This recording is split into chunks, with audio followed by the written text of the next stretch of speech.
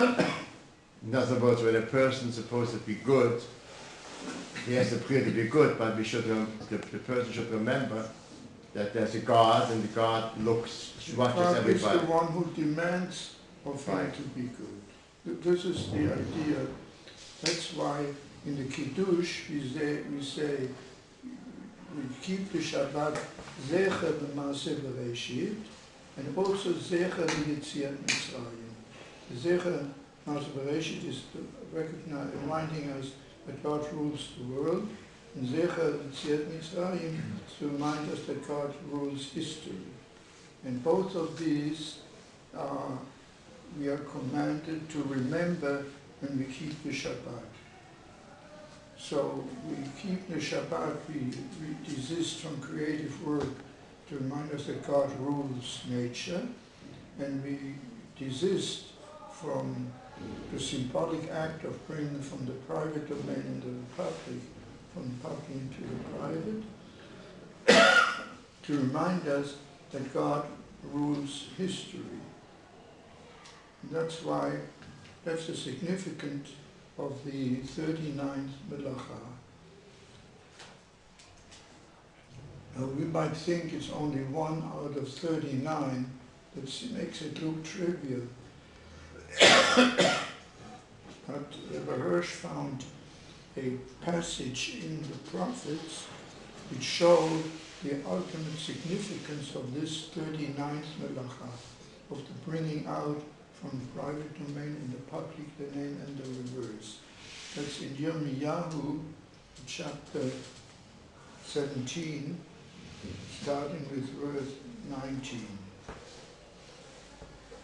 Ko ma Hashem elai haloch v'mata b'sha'at b'nei am asher yavo v'matchei Yehuda asher yetzu bo v'chol sharei Yerushalayim.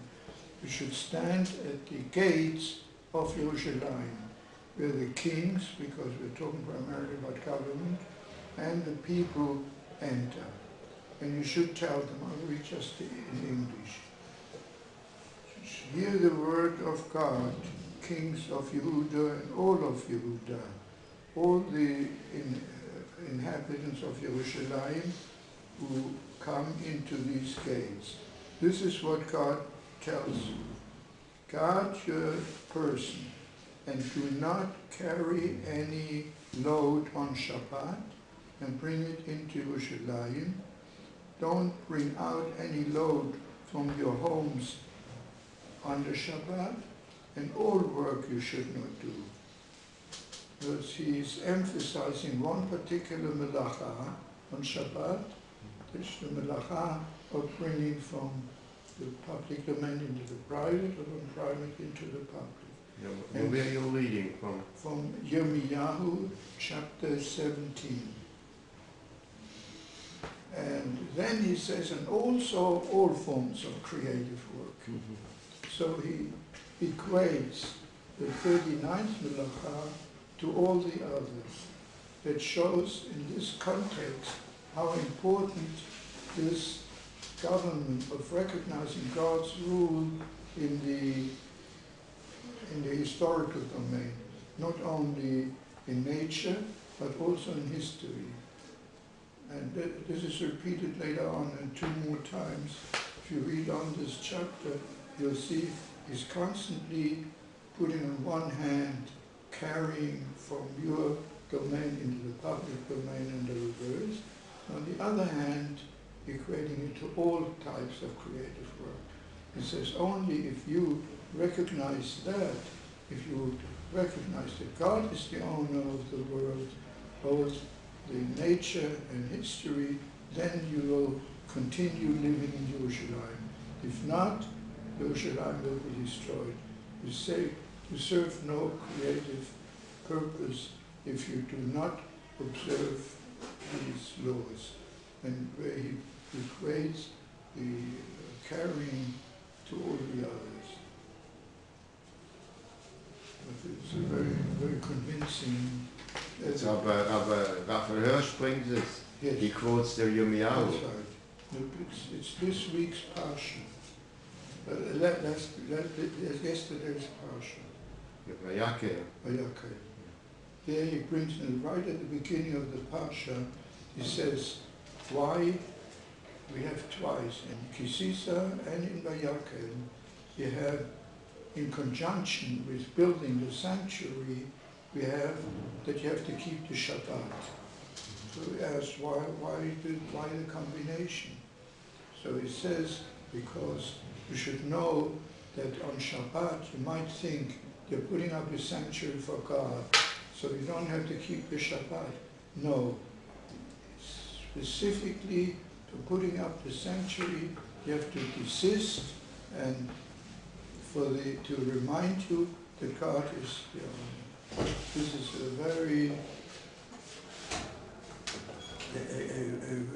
important, significant reminder. In Parshat Kitisa, after we're told that you should donate materials for putting up the sanctuary, there's a Parsha to keep the Shabbat.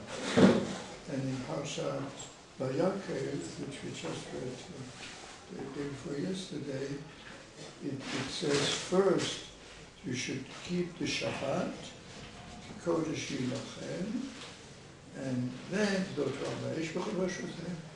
it says to start building the sanctuary. So when they collected the items for the sanctuary, we reminded them afterwards of the importance of Shabbat, and when they put up the sanctuary, they actually started the construction before the Shabbat first. Because it's very important to know that what you are putting up, the sanctuary you're putting up, is really for the sake of Shabbat.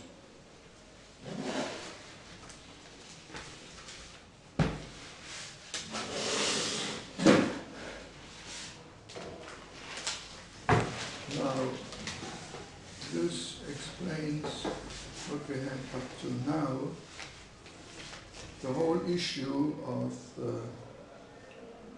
desisting from constructive work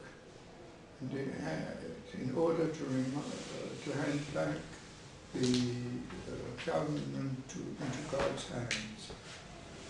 Now we come to the second part of the meaning of Shabbat.